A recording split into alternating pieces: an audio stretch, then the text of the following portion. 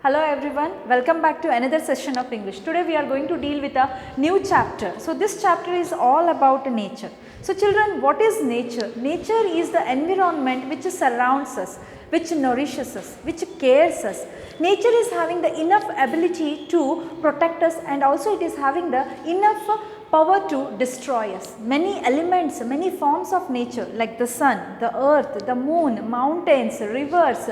So all plays a significant role in our life. So all are very important to us. So absence of any element may cause disaster in our life. So children, it is very important to conserve forest, save nature. We should grow more and more trees. Forests not only reduces soil erosion, it also prevents floods. It causes greater rainfall.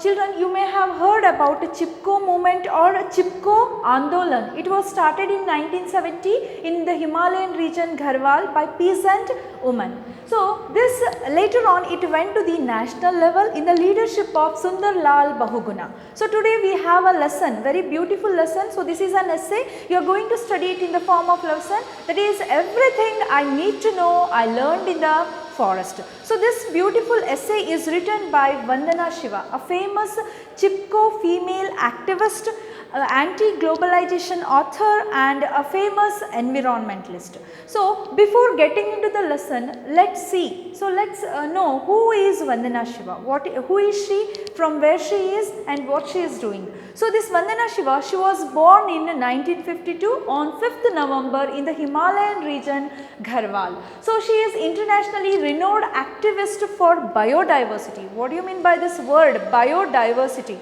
Bio means life, this diversity means varieties. So our earth, our biology, our ecology is filled with the varieties of life. So she is not only the great environmentalist, but also she has authored more than 20 books about environment. So some of her famous books are Stolen Harvest, The Hijacking of the Global Food Supply, Earth Democracy, Justice, Sustainability and Peace, Soil Not Oil and Staying Alive. So these are some of her famous books, and this essay's last part has adapted from one of her famous article which was published in Yes Magazine in 2011 May. So the name of that article was Forest and Freedom. So it was written for the issue of what would nature do, and it has won the prize of that year. So she is not only an author but also she is a contributing editor of Yes Magazine.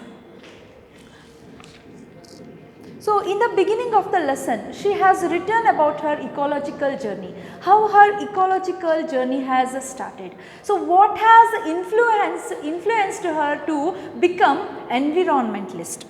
My ecological journey started in the forests of the Himalaya. My father was a forest conservator and my mother became a farmer after fleeing the tragic partition of India and Pakistan. It is from the Himalayan forests and ecosystems that I learned most of what I know about ecology. The songs and poems our mother composed for us were about trees, forests and India's forest civilization. So her ecological journey, it was started in her childhood. She was influenced by her parents. Her father, he was working as a forest conservator, means he was working as a forest officer, and her mother was a farmer. So she was, and also she was composing songs and poems about trees, forests and Indian forest civilization. So it was influenced her. So she has got influenced by her parents, and her family was staying in the Himalayan region Garhwal after the partition of India and Pakistan. She has not mentioned the exact place where they were staying before the partition, but she is saying that her hometown is Garhwal. She was born and brought up in Himalayan forests. So she has got more influence by her parents to become environmentalist. So after this she has written how she has participated in Chipko movement, how she came to know about Chipko movement. My involvement in the contemporary ecology movement began with the Chipko, a non-violent response to the large-scale deforestation that was taking place in the Himalayan region. In the 1970s, peasant women from my region in the Garhwal, Himalaya had come out in the defense of the forests. Logging had led to landslides and floods and scarcity of water, fodder and fuel. Since women provide these basic needs, the scarcity meant longer walks for collecting water and firewood and a heavier burden. Women knew that the real value of a forest was not the timber from a dead tree, but the springs and streams, food for their cattle and fuel for their herds. The women declared that they would hug the trees and the loggers would have to kill them before killing the trees. So, here she has written how the Chipko movement has begun in the India. So, it has started in 1970 by peasant women of Himalayan forests. So, these ladies, all the families, the people who were staying in that area, they were suffering from basic needs, like they were facing scarcity of water and scarcity of fodder as well as fuel. What do you mean by fodder, children? So, they were not getting a proper food for their cattle, means they were not getting sufficient food. So, they were walking a very long way to collect these basic needs like water, fodder and fuel. Fuel means the firewood which they were using for their hearths, means ಅದು ಸೌದೆ ಅವರ ಹೊಲಗಳಿಗೆ ಸೌದೆ ಸಿಗ್ತಿರಲಿಲ್ಲ, ಅವರಿಗೆ ಕುಡಿಯೋ ನೀರಿನ ಕೊರತೆ ಇತ್ತು. ಹಾಗೆ ಅದಲ್ಲದೆ so they were facing this fodder means ದನಕರುಗಳಿಗೆ ಸರಿಯಾದ ಮೇವು ಸಿಗ್ತಿರಲಿಲ್ಲ. So they were suffering from this basic needs and this here there was a large scale of deforestation in that area. So they were forest, many people were cutting for their they were cutting the trees, they were logging trees for profit. So, these ladies, peasant women in 1970, they have opposed foresters, people to cut the trees. They have opposed loggers to cut the trees. So, they started a non-violent movement, that is Chipko movement, means they have hugged the trees and declared that they would have to cut the trees, they would have to kill the ladies before cutting the trees. So, they opposed to cut the trees and they were singing some folk songs. So, here is one folk song, that is, these beautiful oaks and rhododendrons, they give us cool water, don't cut these trees, we have to keep them alive. So, I think you may all have heard about beautiful flowers of oaks, you may have seen. So, oaks are the flowers of Olympics. In the olden days, in Olympic games, these old winners who were winning the gold medal, they were getting these oak trees as a gift, means they were giving as a reward. So, these oak trees are the very beautiful trees which grows in Himalayan region, and these are very commonly grown trees in oaks and rhododendrons are the very commonly grown tree. So, this folk song, so in this folk song we can see the words like oaks and rhododendrons. So, what are these oaks and rhododendrons? These are the kinds of flowers you can see in the picture. So, these are the oak flowers and those are the rhododendrons. So, we can see this commonly, we can see this in the Himalayan forests, means these beautiful oaks and rhododendrons, they give us cool water, means forests which it causes a heavier rainfall, greater rainfall. Don't cut these trees, we have to keep them alive, means the ladies, they are saying through their song that these trees are living beings. So, these trees are having a life, so we need to live with them.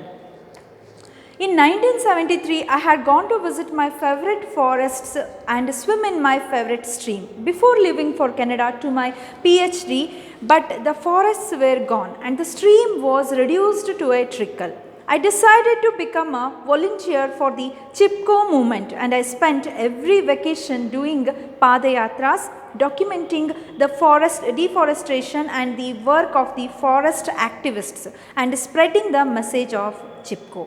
So, after this incident, so after 3 years in 1973, so Vandana Shiva, she was going to Canada to complete her PhD. So, she was doing PhD and before this she has did her MSc in physics as well as a MA in philosophy. So, this lady, she was going to Canada in 1973 to complete her PhD. So, before going to Canada, she wanted to visit the place, her favorite place, that forest where she was born and brought up.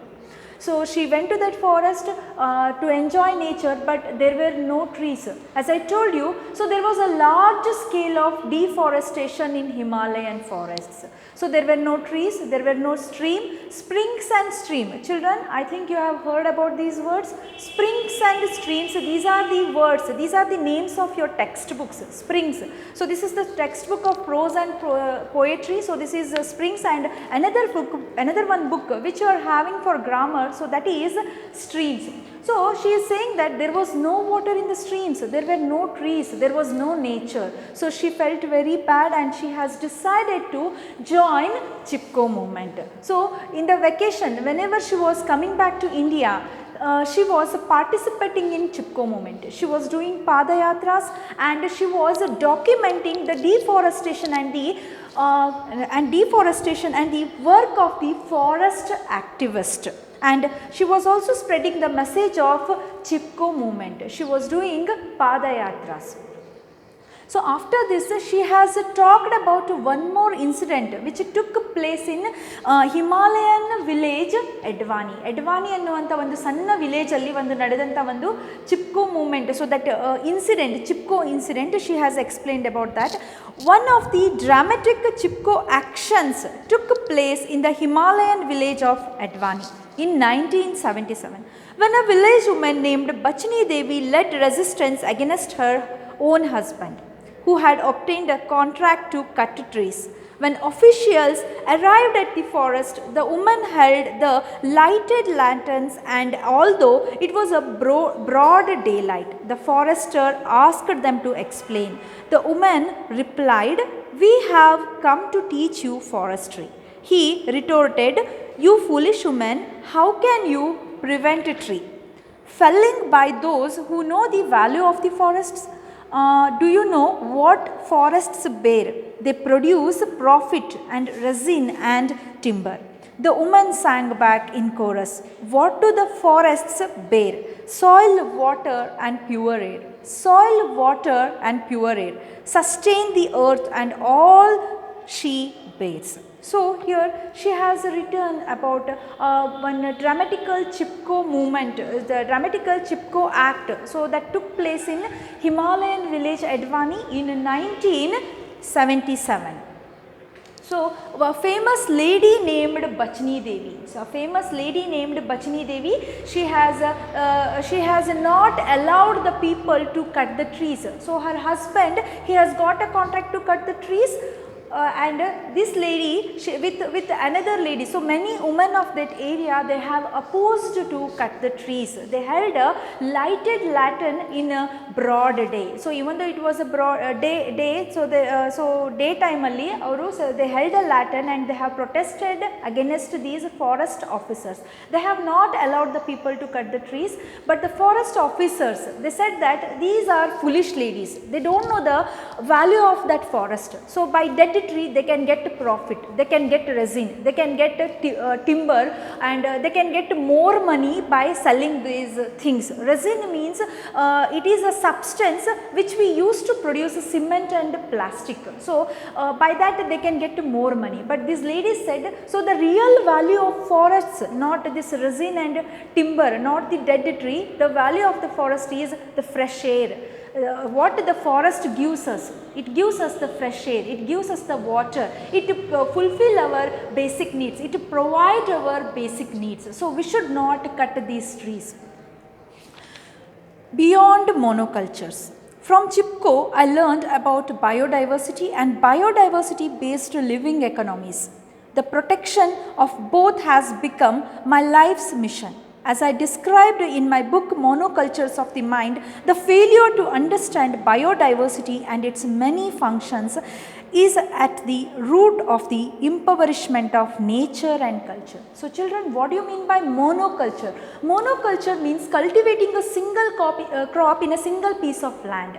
ಅಂದರೆ ಒಂದು ಸಾರಿಗೆ ನಾವು ಒಂದು ಬೆಳೆಯನ್ನು ಮಾತ್ರ ಒಂದು ಭೂಮಿಯಲ್ಲಿ ಬೆಳೆದರೆ, so that is a monoculture. So our farmers, they are following the traditional old method of cultivation, that all the farmers, they follow the traditional method, they grow a single crop in a single piece of a land.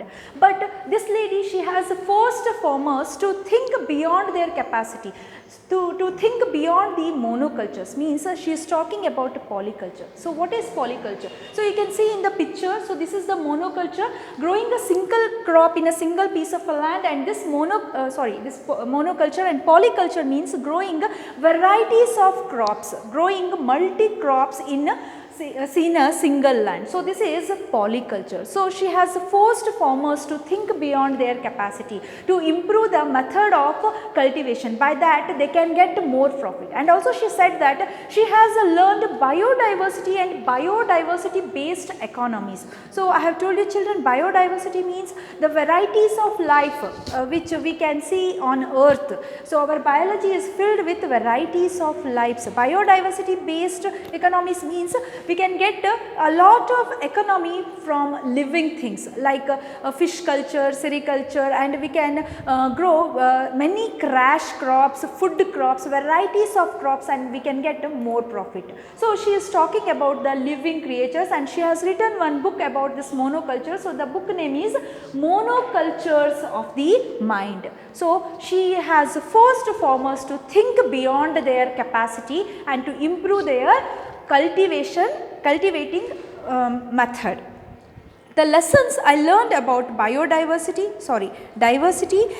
in the Himalayan forests, I transferred to the protection of biodiversity on our farms. I started saving seeds from farmers' fields, and then I realized we needed a farm for a demonstration and training. Thus Navadhanya farm was started in 1994 in the Doon Valley, located in the lower elevation Himalayan region of Uttarakhand province. Today we conserve and grow 630 varieties of rice, 150 varieties of wheat, and hundreds of other species. We practice and promote a biodiversity intensive form of farming that produces more food and nutrition per acre. The conservation of biodiversity is therefore also the answer to the food and nutrition crisis. So here after this, after some time she has decided to she has started one farm. The name of that farm is Navadhanya farm. So it was started in 1994 in the Doon Valley, Uttarakhand province. So she has started this farm to train the farmers. So you can see the picture of this Navadhanya farm. So this is the Navadhanya farm. So there she has trained farmers to, and also she has motivated farmers to change their cultivating method, and here they have collected 630 varieties of rice from the farmers and 150 varieties of wheat and hundreds of other species, means other seeds, other crops seeds she has collected, and she has trained farmer to cultivate to change the cultivating method. And also she has used one word, that is biodiversity intensive form of farming. So what do you mean by this?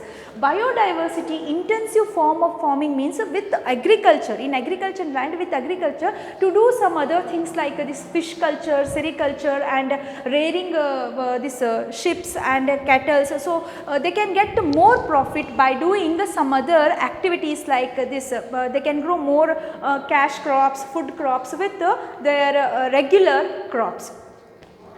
Navadhanya, the movement for biodiversity conservation and organic farming that I started in 1987 is spreading so far. We have worked with farmers to set up more than 100 community seed banks across India.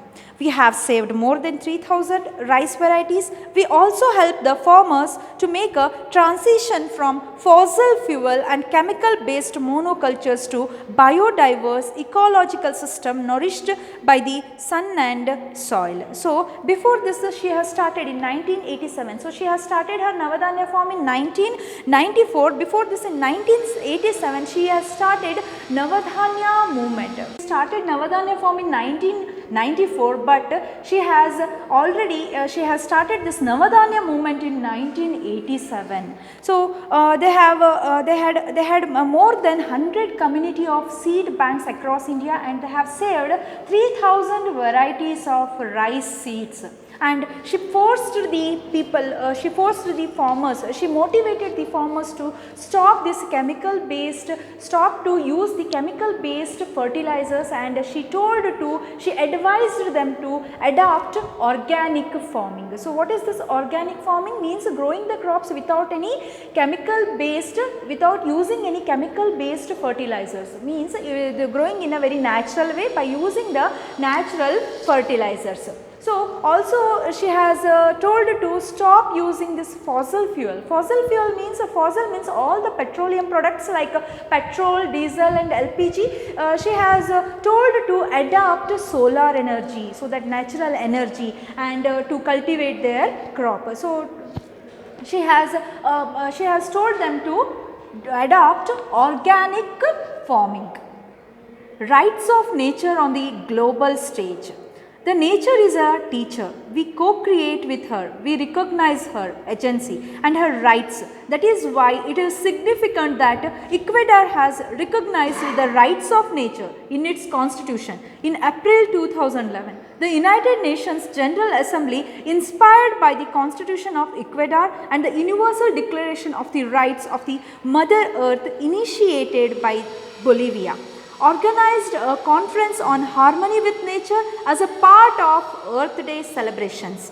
Much of the discussion centered on ways to transform system based on domination of people over nature, men over women and rich over poor into new systems based on partnership. So for the first time, the country named Ecuador, it has written rights of nature in its constitution. So idarkinta munche yava country, yava constitution allu, they have never mentioned about the rights of nature. Even though our country is also having some rights and duties, but it is only for the people, the citizen of the country. But this country, Ecuador, for the first time it has adopted. So first time it has written about the rights of nature. The rights of nature. So in its constitution. So after this, influenced by this country, so this Bolivia, another country, it has also written, some rights of nature in its constitution. So UNO has recognized these two countries, and in 2011, April 22nd, it was the Earth Day. So when do we celebrate Earth Day, children? We celebrate Earth Day every year on April 22nd. So when is Environment Day? Environment Day we celebrate on June 5th, but the Earth Day we celebrate on April 22nd. So this Bolivia and Ecuador, these two countries had written some nature rights in its constitution, and it was recognized by the UNO, and it has organized one conference to discuss about this. So the topic was harmony with nature. So they have discussed many topics, and also they have discussed how the higher system of the society is dominating the lower system of the society. So we people are dominating nature, many men are dominating women, and all the rich people, they are dominating the poor people. So this topic was harmony with nature. So the report was read by UNO Secretary, that the UN Secretary General's report Harmony with Nature, issued in conjunction with the conference, elaborates on the importance of reconnecting with nature. Ultimately, environmentally destructive behavior is the result of a failure to recognize that human beings are an inseparable part of nature, and what we can damage it without severely damaging ourselves. So the report was read by UN Secretary General, that we should live with nature. We are the part of nature. So we should have that. We should not have the destructive mind, that dominating mind. We should live with the cooperation as well as with people, as well as with nature. So it is very important to maintain harmony with nature. Separatism is indeed at the root of disharmony with nature and violence against nature and people.